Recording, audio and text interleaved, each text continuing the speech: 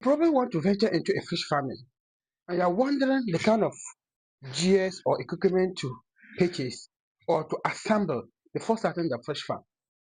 For instance, there are people who want to start but they don't have enough capital to just go and buy everything at bulk or at one particular place. For instance, we install farms and once you pay full amount, we set it up for you. However, if someone is a complete beginner and doesn't have enough funds, he might not have the one shop to just pay everything at once. You probably want to buy it one after the other and assemble everything before you start your fish farming journey. I'm going to start a fish farm right now and I am doing exactly what I am saying. I have purchased my pond and other items. I want to buy everything gradually.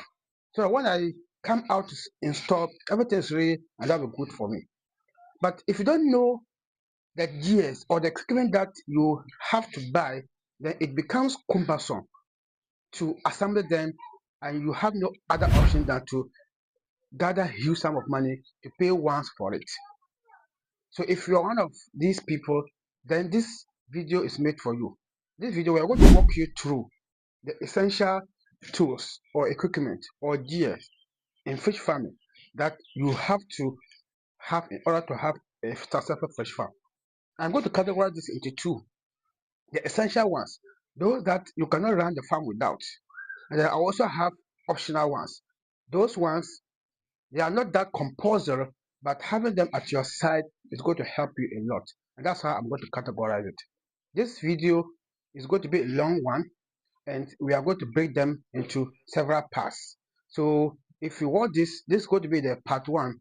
Try to have the continuation, and at the end of the day, you are going to have a complete knowledge about fish farming as a beginner. In fact, this is going to be like a mini course for you. My name is Abdulaziz Isa. I have a bachelor degree in development education, but I'm a fish farmer and I've been installing fish farms and provide fish farming services for people for a long time now. So you can trust me if I'm telling you this and that. I tell you based on experience and research.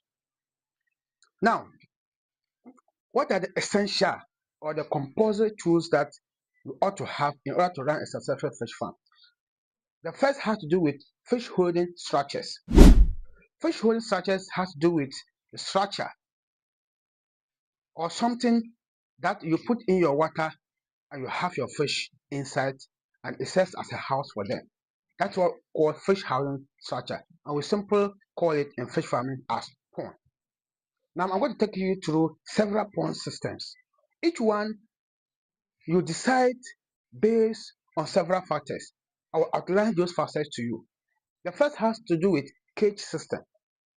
Cage system is where cages or pests are put inside river or dam or sea. This is usually larger water bodies. You put that, then you have the cages and you have the net around, and then you have the fish inside those cages. They are confined there, and then you provide them with feed and other farm management to harvest them. Now, this type of system is very good and it is better or best for people who are intending for commercial or large fish farms.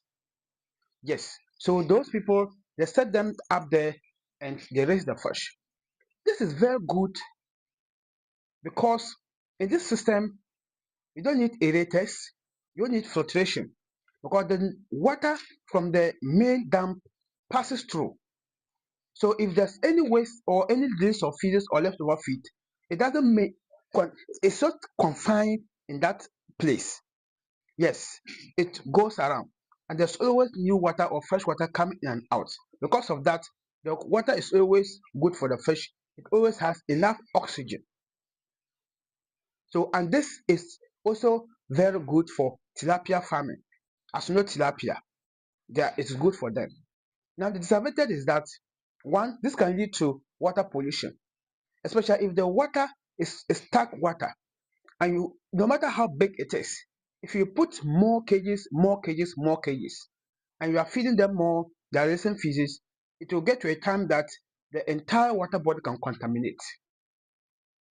Another negative or limitation is that if you are not lucky and there's a breakage or there's a torn from the net that is confined or that is keeping them, then your fish are likely to escape to the wild fish, and that it will be a loss to you. So these are as with disadvantages. You can weigh and choose the one that best suits you. The second thing, it's earthen ponds. Earthen ponds are ponds where ground is dark, either with excavator or just manual, and that place the water is kept there to house the fish. This it needs a place where it has high water holding capacity so that the water doesn't go under if you put them or if you put it in, unless you also line it. And probably from my own understanding, if you line the earthen pond, then some of the features of the earthen pond has been taken away. And some of them are earthen pond also is similar to natural bodies. So the feces or the leftover feed of the fish goes under. So the underground soil serves as filtration. I mean, you don't need any extra filtration. But situation where you line it, you can't have this advantage again. Also, in earthen ponds, plankton and algae grow for the fish to consume, serving as supplementary feed for them. Now, another these are the advantages, but the disadvantage of this is also that it is difficult to manage. It is difficult to manage. If you don't have experience and you go in for earthen pond, you are likely to have problems. Now, apart from this, earthen ponds also when it gets very dirty, because earthen ponds don't change the water frequently. But especially where you overstock them and then it gets dirty, it consumes a lot of water to change and it becomes problem. Now, this earthen pond is best for catfish because earthen ponds, as time goes on, it becomes muddy and sometimes dirty, and sometimes oxygen is even depleted. Even though catfish also needs clean water, but they are actually doing well in earthen ponds than tilapia. So earthen pond it is best for catfish. And if you stock in tilapia, if you are not lucky or if you don't do your homework very well, you are likely going to lose them. The third one is, and what is the most common one, is tarpaulin ponds. Tarpaulin ponds are ponds where tarpaulin material is made of PVC or also have metal frames or wooden frame, whatever frame to keep it standing. Or better still, some people will dig the ground and they put the tarpaulin and it houses them. So what's most important thing is that the tarpaulin is made in the shape that is conducive for you. It could be rectangle, it could be circle, it could be square, whatever. Then you get a stand, put in water, and you are good to go. This type of pond, it is beginner friendly and it is most common. And you can easily manage this, especially if you're a beginner. Now, in this tarpaulin pond, when you put in the fish, if it is tilapia, you ought to have aeration system. Otherwise, it can't work. Other filtration system is best. We still talk about these things in our subsequent points, but we are currently looking at the advantage disadvantage. Then you take the one. But it is very common or very easy to set up filtration like the RAS to it, and you are good to go. And this one, like I said, is beginner friendly, and it supports both catfish and tilapia. Now that brings us to the last one, the second last one, that is concrete ponds. And concrete ponds are ponds that are constructed with concrete materials like cement, bricks, iron rods, and all these things. You construct it. It's also depending on the shape that you want it, and then you make it in a way it can support water. This is example of concrete pond. We just have in this small cubicle, and we have our fish in there, and they are doing very well. Now, one of the disadvantages of this is that if you construct it as new and you don't treat it very well, and you put in your fish, the chemical from the cement will kill the fish within few hours. So it is very important you treat it very well. And if you want to know how to treat it, we have other videos in this channel where we talk about how to treat concrete pond. It's very important. Now, but one of the advantages is also that this one fish grow or perform well in concrete pond than in tarpaulin pond because concrete pond is able to control water temperature. So if there's a high or excessive sunlight, concrete pond is always able to keep the water cool as compared to tapole. Tapole get heat faster, and that also affect the fish and their growth. So earthen pond is the best in when it comes to if you want to have a permanent farm, because it is durable, and like I said, controls temperature, and that make the fish grow faster. But it is not mobile. So if you want a mobile way or just to test if there's something that you can venture in, then begin with tapole pond is fine. The last one I have to talk with about the tank system. And the tank system, we can have it as plastic tanks. And the plastic tanks, the most common one is the IBC tank. These white tanks where we keep the fish. It is smaller and it houses about 100 fish. You can have tilapia or catfish raised in there. Even though you need to apply the condition that I mentioned earlier, like if the tilapia, you need your aerator to go. It can also be glass pond. Glass pond, mostly these ponds are kept by ornamentalists or people who want to keep it for beautification. So when you go to offices or homes that they decorate, they have these types of ponds. The fish are swimming in there beautiful in a transparent glass where you can see them.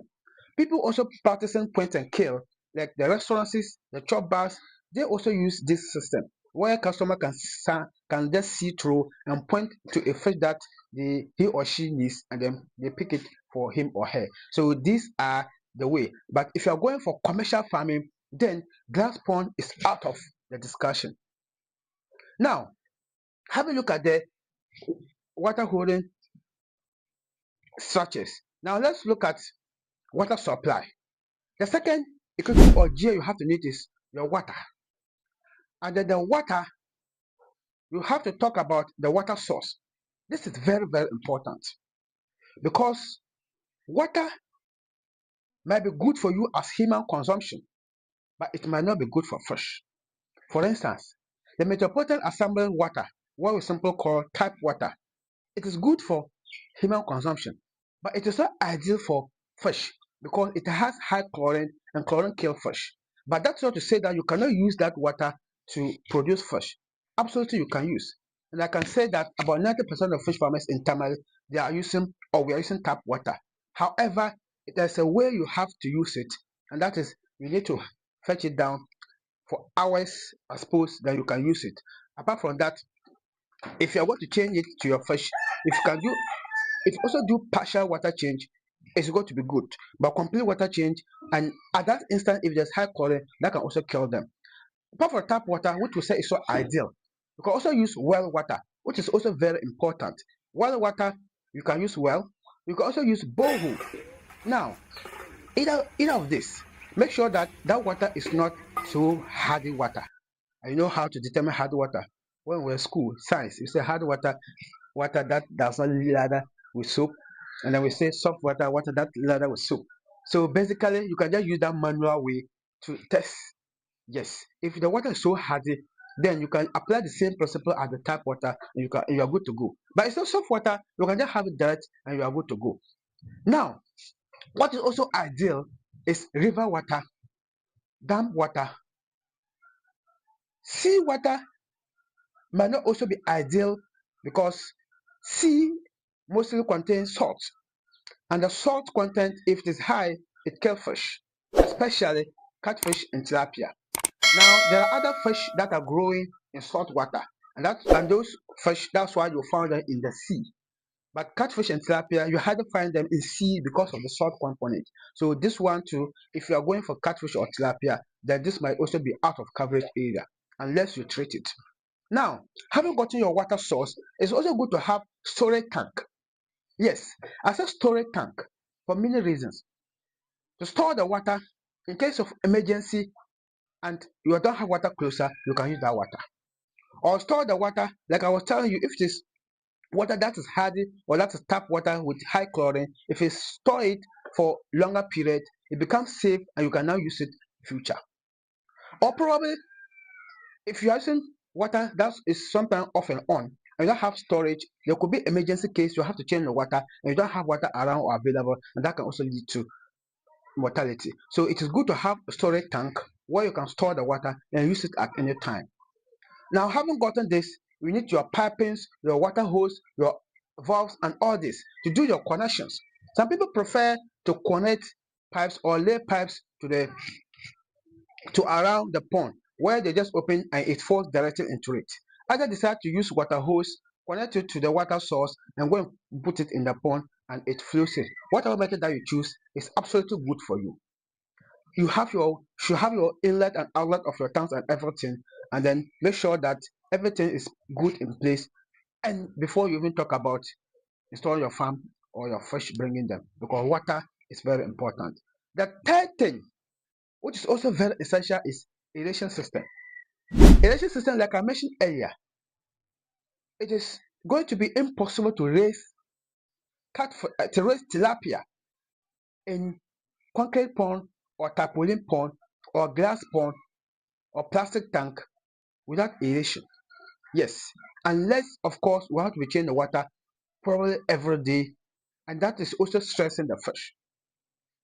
But for catfish, probably they can survive in the water without aeration, and them too, you'll be changing the water probably once a week or twice a week, depending on their stage and your stocking density. It comes in several ways.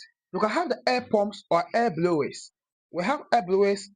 They are machines that blows air and it passes through into the pond, and that's fine. You can also have air stones and diffusers, and this it digs oxygen in the form of something like a stone. Then you put air hose to it, connect it to the pump, and the pump pumps the air. It comes through and then it comes out of the, and then it digs bubbles, and that's the additional oxygen. Another essential tool, which is the fourth one, is flotation system. This is absolutely optional, and I'm saying optional, but I brought it as the essential because it saves you a lot of water. And if you have flotation system, you can couple with aeration system. It means that you can run your farm continuously without changing the water or without constantly changing the water.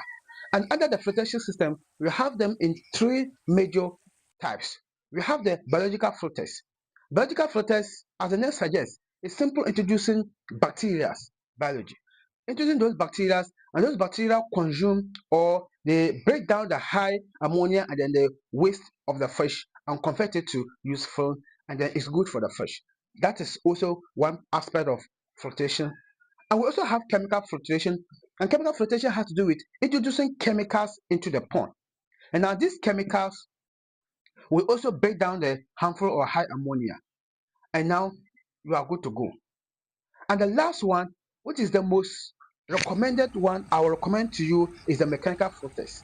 These mechanical filters, it has less side effects.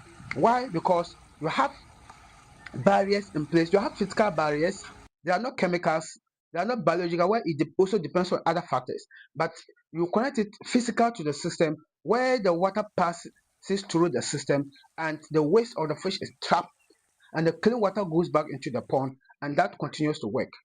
And that pure example is the recirculating aquaculture system, which we commonly install for people because that's what we're also using our farm. And in fact, this is recommended. Like I said, it has less side effects, and if it's working fine, then you are good to go. The disadvantage of this is that often or mostly they use pumps, and these pumps require electricity. But the good thing is that it consumes less power.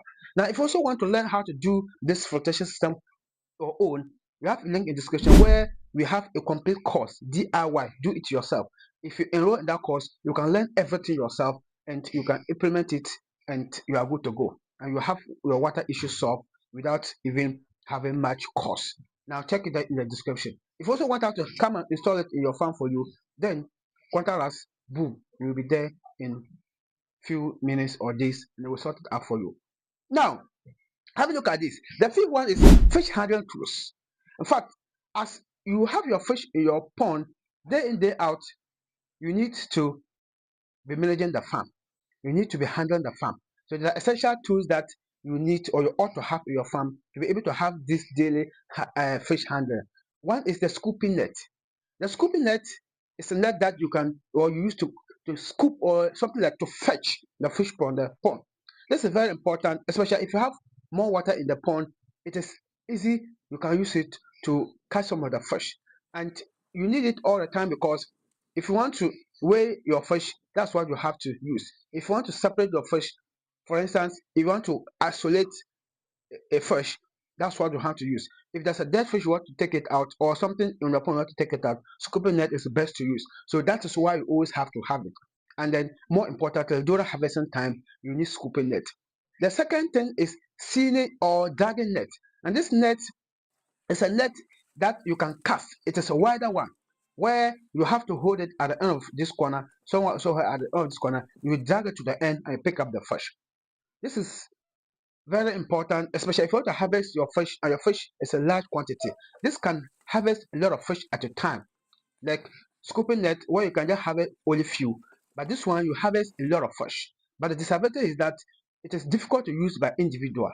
You need one or two, or you need two or more people to be able to use it. And also, if the water quantity is larger in the pond, you cannot use this net. You need to drain the water to the minimum level or to the bottom level, and it becomes easier. Another essential fish handling tool is sorting board or grading net. This is what you use when you want to separate the bigger fish or the smaller fish. Then you use the sorting board. You just take the fish, put them inside it, and then you are easily able to separate them into sizes. That what we call grading board. Now you also need bowls or buckets to be managing the farm. For instance, anytime you want to weigh your fish to see their scale, you need buckets. Anytime you want to harvest your fish, you need bowls, you need buckets to do that. And the last thing under fish handling tools is that you need weighing scale. In fact, this is very important. This is very important because as you are growing your fish, it is good once a while to weigh your fish to see how they are growing, to see how they are increasing in weight. And the importance of this is that you are able to tell the feed conversion ratio. As well as the feed that you are giving them, they are able to convert it to body weight through the way that you are able to tell. So all the time you need to be doing this, and that requires skill. And more importantly, during harvesting, most often when customers are coming to your fish to buy, they don't come with their scales. Probably they don't even have the scale at all. It is you, your responsibility to have your scale down. Even if they come with their scales, sometimes some of them adjust their scales in a way that it will not be really accurate, and that could be a cheat for you as a farmer. For instance, right now, I know a farmer who is about to harvest his fish. He doesn't have a scale. Right now, he's looking for scale to borrow to do because he doesn't have money to buy scale now. So if you have this from the onset, you are good to go. The fifth one, which is essential, is security and protection. In fact, providing security in your fish is very, very important as keeping the fish themselves because you are likely to lose your fish in several ways. One, predators can consume your fish. Predators are birds and living organisms that come into your water, pick up the fish, and go. Now, they are not always consuming the fish. They can also contaminate the water that can lead to disease or mortality of your fish. So this is very important. So to do that, providing what we call predators net, cover the surface of the pond. If any bird or any organism comes to descend into the water, it serves as a barrier. That's one security net. Also, excessive sunlight is sometimes very harmful for your fish, especially if the water in the container is not that huge, where if there's a excessive sunlight, it can sustain the temperature. Then providing shade net to cover your fish pond will become the best way because the fish needs sunlight to grow, but not excessive. So if you provide the shade net, it takes away the sunlight in a percentage, depending on the size of or the type of net that you are buying.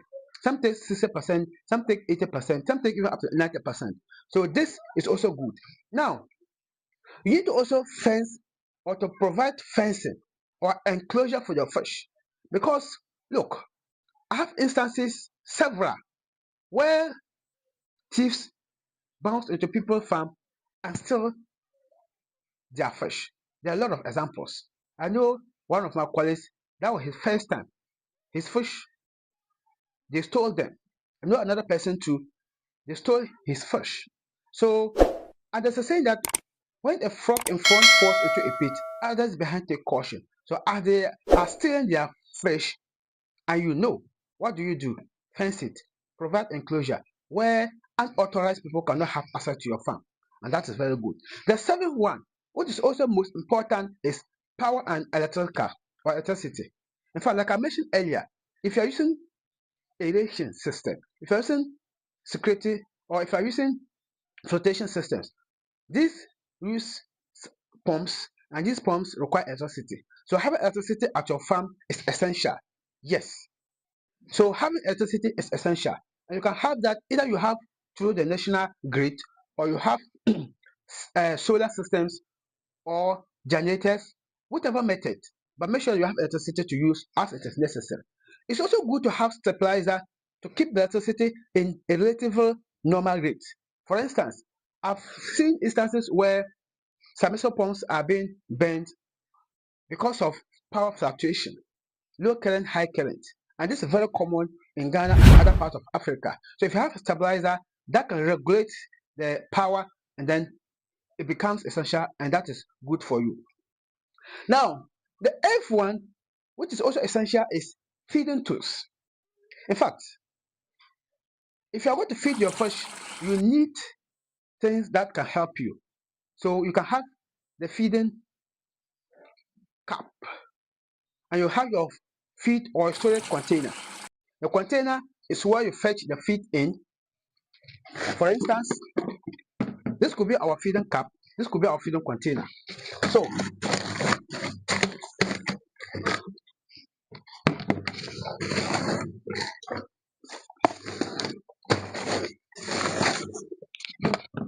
I'm going to demonstrate it to you.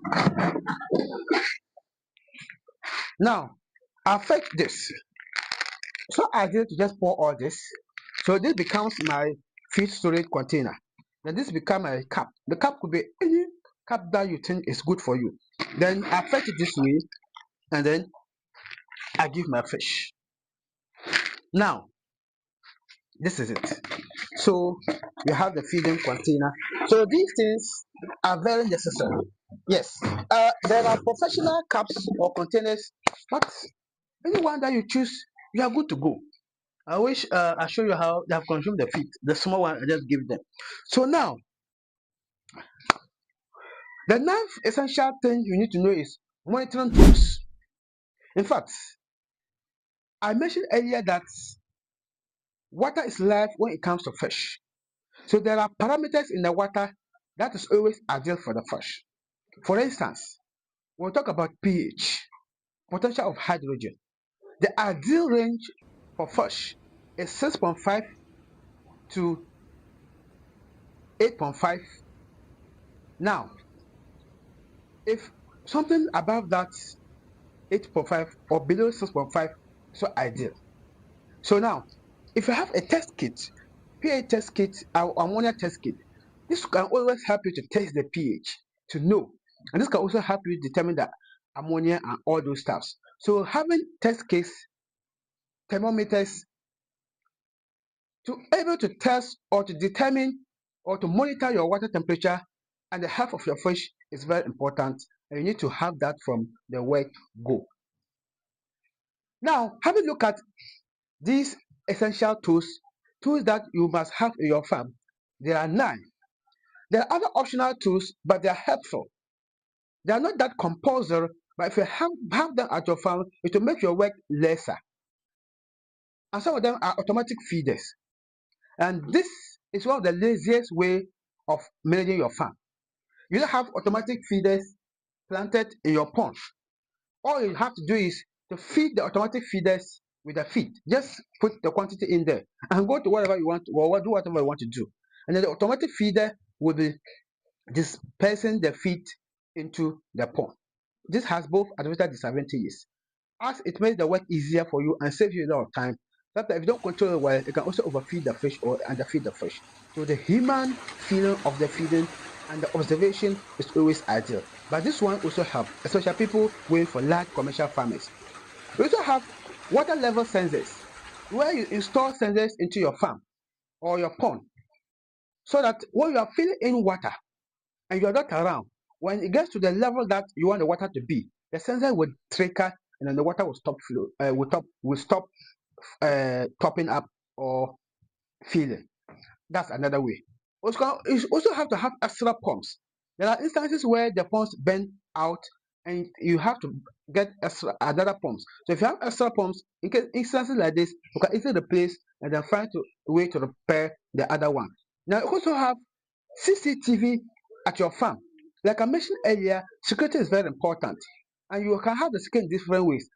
You remember I mentioned enclosure or fencing in the as part of the essential, but I brought CCTV camera here because this can also help you monitor and it can provide extra layer of security, but it's total optional. It's total optional. But situation where you want to monitor your farm while not being around, it's very important. You can have this thing installed and then you are good to go. Now, this is one aspect or part one of this. So, if you have watched so far, I thank you so much. But if you want to get the complete understanding of fish farming, like I told you, this is going to be a mini course. Keep watching. We are going to have fish farming input. It's somehow different from this, but the AGS or the curriculum cannot work alone. This supports it to work. And if you are following us in this live stream, then continue watching. We'll take you through the fish farming input, which is very important and it can help you a lot. Fish farming inputs. In fact, now that you have or you know the equipment to have in your fish farming, if you have watched the part one, this part two, if you haven't watched the part one, check out for it. And the equipment alone cannot sustain you. You need fish farming input. And this farming input, we shall talk about things that you need. There are consumables or there are everyday things that you need to survive your fish. We talk about the first one, there were just the physical items that you will require to assemble before. Now, the first one, that's the core fish farming input. The first one has to do with fingerlings or juveniles. These are the seed fish, the small fish that you purchase from the hatching service and stock them in your pond and nurture them by providing them feed and other farm management till they grow to maturity and you sell. It comes in several ways. The moment they hatch them, they are very tiny and then the fry stage. At this stage, it needs high and it requires a lot of technical. So if the hatching center, as a beginner, you cannot manage them at that time. From the fry to post fry, and then from post fry to fingerlings. From there, you can now take them. Some also prefer, because fingerlings stage 2, they are still smaller. Some prefer them to grow to, after fingerlings, they come to post fingerlings and they come to juveniles. So juveniles are the common ones people prefer. And juveniles, you can easily manage them. So that's where you then go and buy juveniles and then you stock them and raise them to maturity. So now, in a catfish or tilapia, you need this seed fish. However, you need to also get good brand.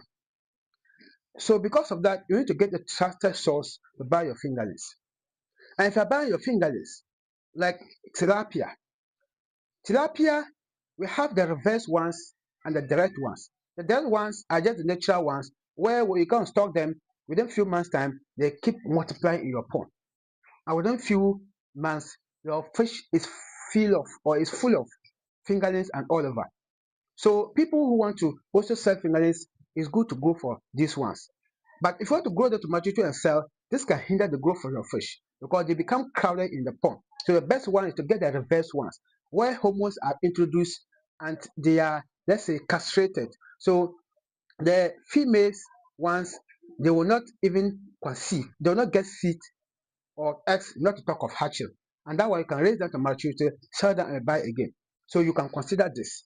Now, also get, like I said, good quality and then check the quality before you do. And then when you are stocking, make sure that your fingerlings, you don't overcrowd them. Stock them the right way.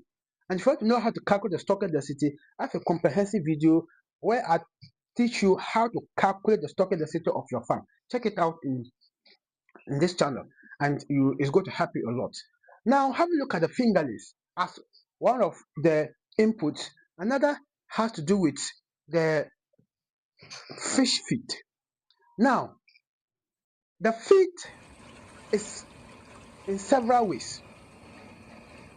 But we're going to talk about here about the commercial feed that they are selling. Because the thing is that you can make your own feed, but as a beginner, you don't have much experience. You're not likely to get it right. We have separate video on that. But here, let's talk about the commercial feed. And you also have several ways. We have the starter feed. The starter feed just the small feed from 0.5 mm to 1 mm. That's the starter feed. Usually when you buy your fingerlings or juveniles at that stage, that's what they eat. So you can give them the starter feed. 2 mm, if they are juveniles or jumbo, they can take it. So we have the starter feed. So for the starter feed to a nursery feed, and that's what I told you that the jumbo, they can take 2 mm. So 2 mm, 3 mm to 2 mm to 4 mm, you can say nursery feed. Now we have the grow out feed from 4 mm to 4 mm to 6 mm becomes the grower feed, and we have the finisher feed. So this feed, when you start buying this feed, that's the last batch that you'll be buying till you have it done. From some even have it up to 12 mm, but the common one have them up to 8 mm. So any of this, you are good to go. And that's the stage where the fish are almost matured and you can even harvest them at any time. So this is the time you give them the finisher feed. Now, the feed is pelleted into sizes. So all that I have mentioned, starter feed, nursery feed, grower feed, they are pelleted into sizes. You hear me say 2 mm, 1 mm, 0.5 mm. Yes. So they are pelleted into those sizes. For instance, earlier you saw me holding feed. Now, I'll show you clear example. This feed is 6 mm. Yes, 6 mm. Yes. I'll show you another one. And this is 8 mm. You can see the difference. 8 mm bigger than the 6 mm. So now, the size of the fish determines the type of feed to give them. So if look, you have seen the 8 mm. If I give it to fingerling, that tiny ones, how would they be able to swallow it? It's not possible. Now, even apart from that, it also has different nutritional proportion according to the sizes. Now, we also have floating. This one is also made of floating and sinking feed. The sinking feed, when you throw it in, it sinks into the bottom and the fish consume. This is highly not recommended because you are not able to monitor whether the fish are actually eating the feed. Because if they don't eat it, it becomes poisonous because it introduces high ammonia. But the thing is that it is cheaper. That's one of the advantages. So we have the floating feed. So the floating feed, like the one I just showed you, if you throw it into the pond, it is on the surface. So you are able to monitor the fish, how they eat it. If they're not eating, you know. You can easily pick it up. Because if you leave it there, it decays, decomposes, and increases ammonia. So having all this is very important. And under this fish feed, what I also say most is your storage. Storing your feed in the best way is very possible, especially if you buy your fish in larger quantity. I have instances where in my own farm and other farms where they store their feed and the feed got spoiled, wasting a lot of money. So store it in a cool and dry place. Don't make sure that water doesn't have access to it. Because if it get wet, it will spoil. Make sure that there's enough ventilation at the place. And that way you are able to do. And make sure that you are not able to buy more than excess. So that the feed also has expiring date. So if you buy it and you keep it so long that it expires, then it becomes problem and financial loss to you. So fish feed is very important. Now, let's look at treatment and consumables. Treatment. I mentioned earlier water. So having a water source is not enough. You need to have treatment. And treating your water, there are chemicals that you can use to treat the water. You can use salt, that's natural way, and I like it. You can also use the salt to treat the water or to treat your fish. You can use lime to treat your fish pond, to treat your water. You can use bitter leaves, the almighty bitter leaves. And I always say, if your fish farm you don't have bitter leaves planted in your farm, my brother, try to do that. Bitter leaves It's very important and very crucial to have it. You can always use it to provide more health, to boost the immune system of your fish, to increase the water quality in your farm. The bitter leaves is very important. So these are natural ones. And I have separate videos for each of them. So if I'm going to tell you how to use it, there are but advantage and everything. This, like I said, it's going to be cost. It's going to be a very lengthy one. But if you check it out, you have other videos. I've made several videos on them already. Now we also have vitamin C, probiotics, antibiotics, and all this you can use it to treat your water. So these are the consumables or the inputs that are not part of the GS or the equipment, but they are also essential, and you have to also have them in your farm. The fifth one is disinfectants, things that can disinfect your pond. I mentioned earlier that if you construct concrete pond, it is very difficult to cure. So there's a way you can disinfect concrete pond. The common one is to put in plantain leaves or banana leaves, soak it in water, and allow it to stay there for at least 2 weeks. So they also use salt, like I mentioned earlier, to treat water. We also use the salt to disinfect fish ponds and fish equipment. For instance, I mentioned earlier the caps, the feeding items.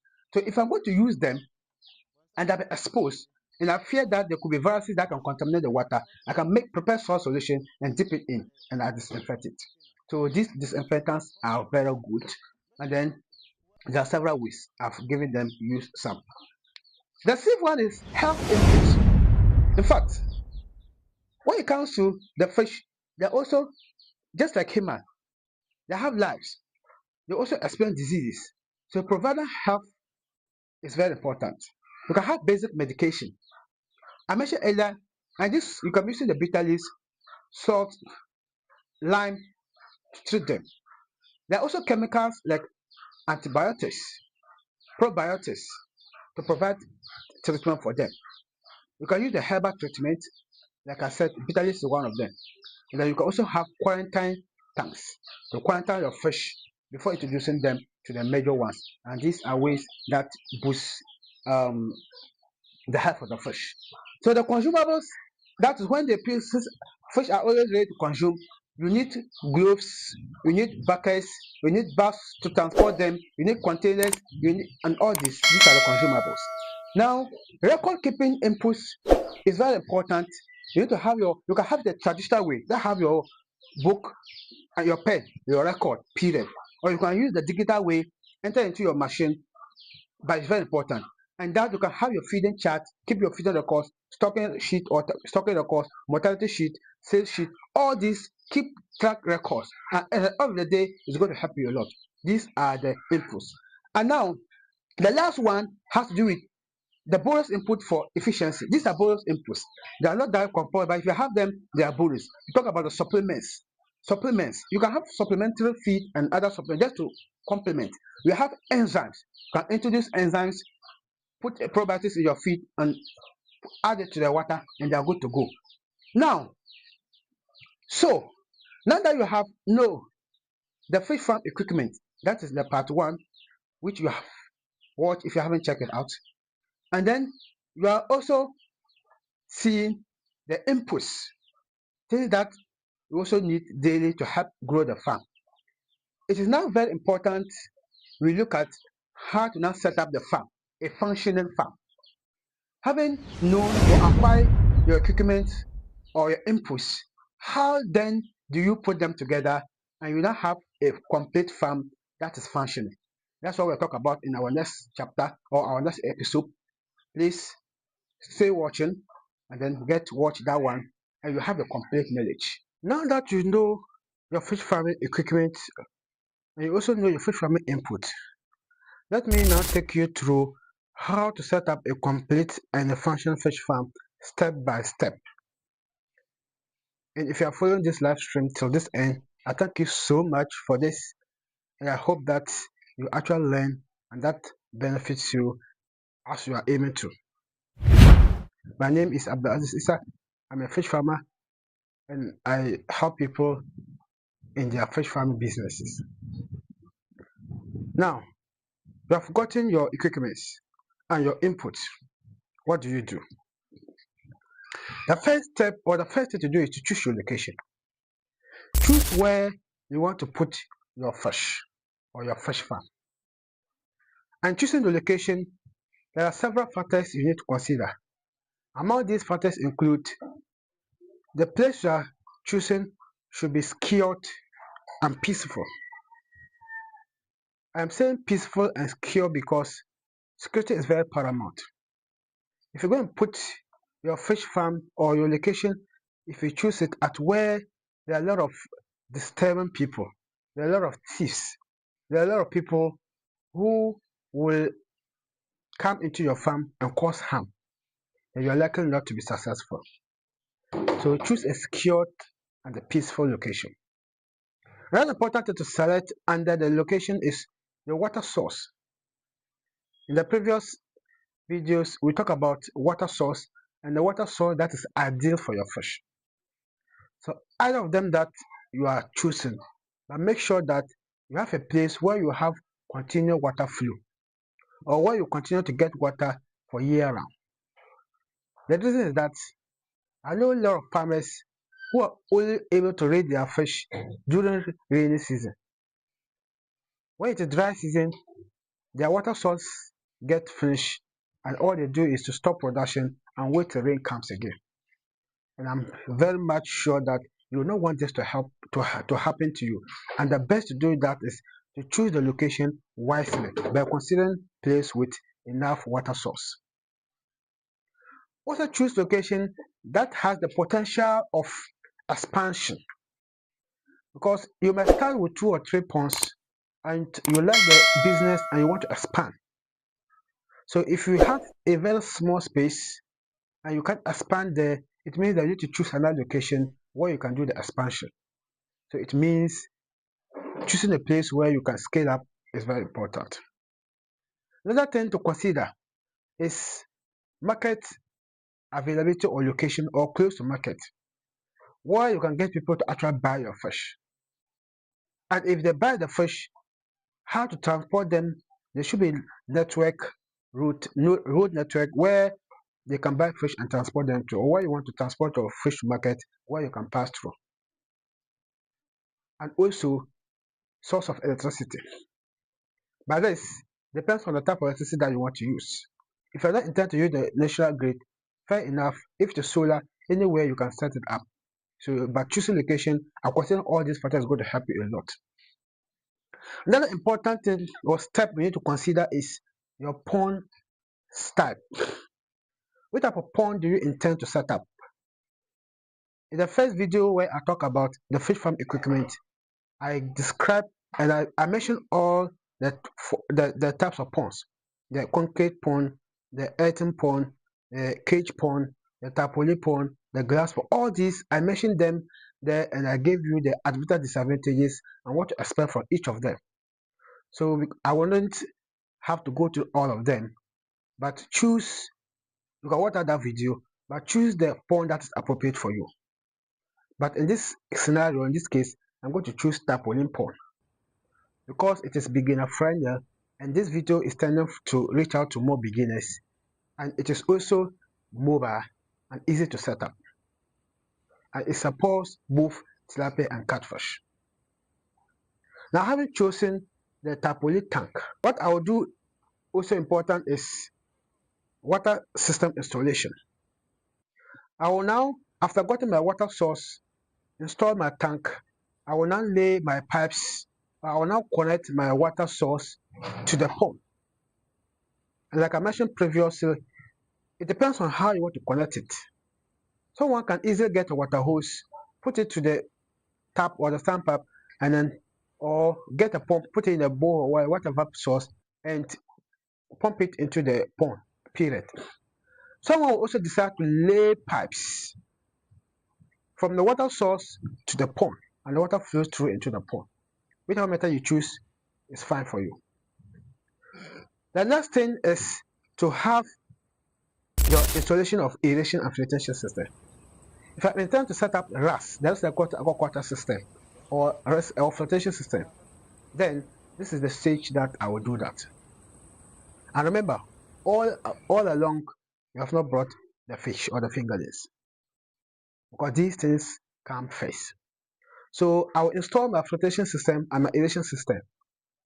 And if you are hearing this for the first time, flotation is removing the insult particles from the fresh water, such as the waste and the leftover feed, whereas aeration is adding oxygen into the pond. And these two systems working together, you will not be changing the water all the time. And that brings us to the reservoir aquaculture system. If I intend to do that, you install it. So I'll install my RAS.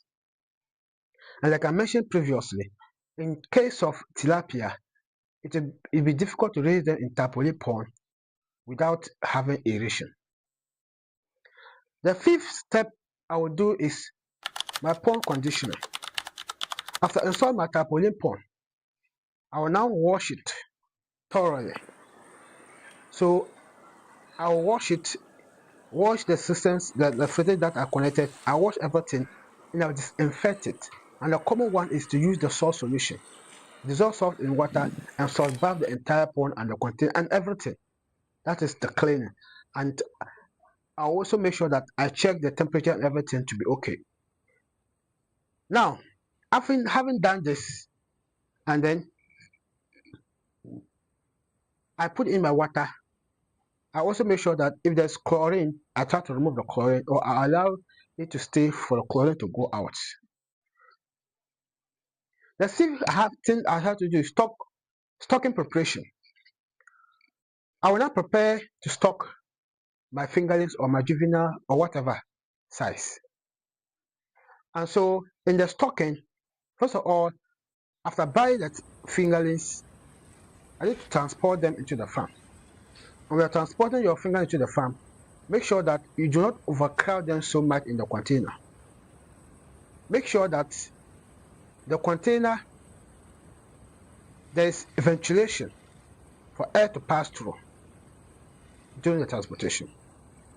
Make sure that the temperature of the water in the container is relatively normal way. For instance, if you expose the container into sunlight excessively, the water becomes hot, and by the time you get to the farm, all the fingerlings are dead. So you wouldn't want to do that. Even situation where the journey is far and you are going and you make sure that, or there's a time you think that the temperature is higher or the oxygen is depleted in the pond, you can easily change the water, especially depending on the type of container that you are using. And the second thing after transporting, when I get there during the stocking, is acclimatizing the fingerlings. Don't just pour the fingerlings or the juvenile into the pond. This can shock them because the temperature that they are coming from the container, the temperature that you are putting them in the pond are never the same. So the immediate change of that environment can cause shocks, and that can lead to disease and even mortality. This is because it weakens their immune system. So the best thing to do is to acclimatize them. And the acclimatization has to do with put that container in the pond, allow it to be flowing. Just put it there for about 20 minutes or so. Then leave it there. And then later, you now let the water in the pond to be going inside gradually and to be mixing up. Just leave them until the fish themselves are swimming out into the pond. What is important here is that as you are doing that, you let the container to be flowing in there. The temperature is neutralizing, and the pond water is entering.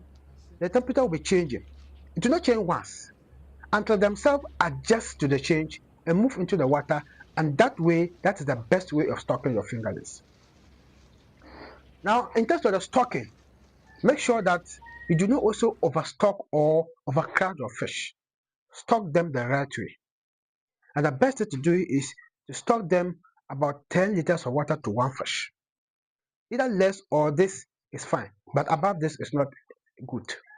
If you want to learn how to calculate the stocking density of your pond, we have a video on that. Check it out in the channel. Now, the seventh thing is feeding plan. After you have stocked your fingerlings, Immediately don't feed them. Allow them for several hours. What I mostly do is that I don't feed the fingerlings the very day I stock them. I leave them till the following day. Unless if you stock them early in the morning, probably late in the evening, you can feed them. But if you stock them late in the evening, then don't feed them, leave them till the following day. And when you are going to feed them for the first time, make sure that you don't feed them more. Just give them small and leave them to take it. If they take it, give them a little and just leave them like that. Because at that time they are so stressed, they are so not that okay with that new environment. And give them more feed, they might not eat it and that can contaminate the water. So subsequently, any time that I am feeding or you are feeding your fish, make sure that you give the responsive feeding method. Give them small at a time, although how they eat, take it, give them more till you notice they slow down, then you leave them like that.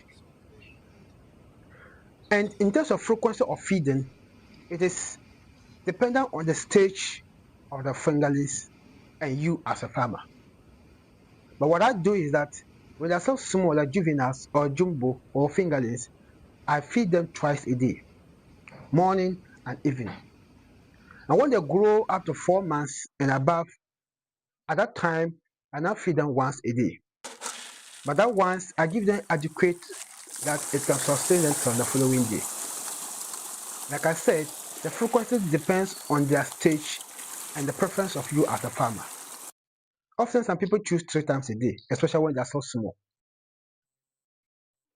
The eighth step has to do with my daily routine or the daily routine. Stocking, feeding, we have looked at that. Now, what do you do daily? You have taught them, you have feed them. You know how to feed them. Now, every day when I come or when you come to the farm, the first thing you have to do is to check either there's mortality, if there's a dead fish.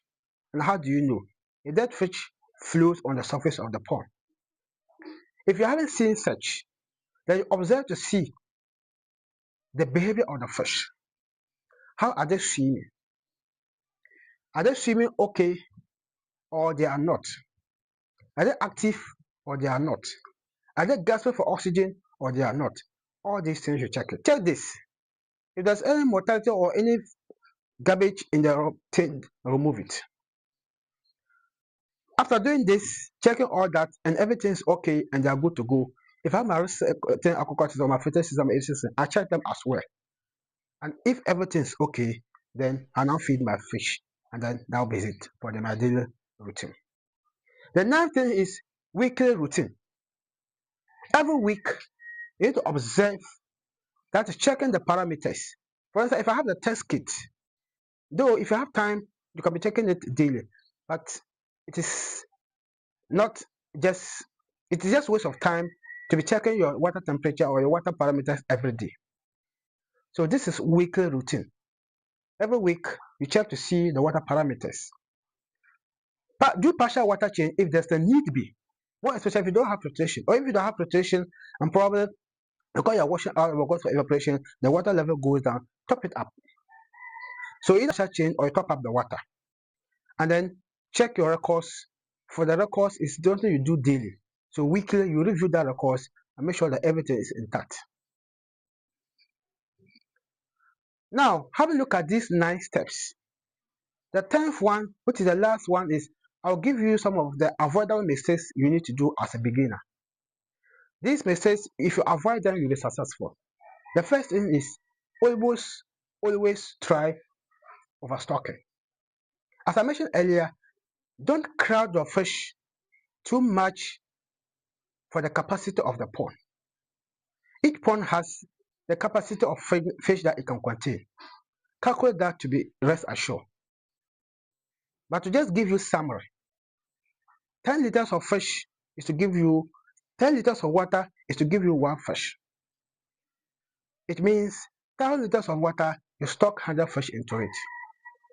10,000 liters of water, you can stock 1,000 fish into it. But in how to calculate to know the amount of liters in a pond, if you want to know that, then you need to check out our video where we talk about how to calculate the stocking density. Apart from overstocking, also avoid overfeeding. People commonly believe that the more you feed your fish, the more they grow. This is partial true because actually, if you're not feeding your fish well, they will not be growing.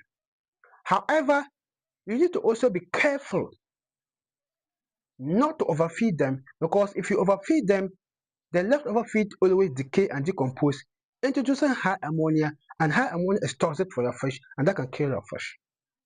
So make sure that instead of just giving them more feed to for them, sometimes they wouldn't eat.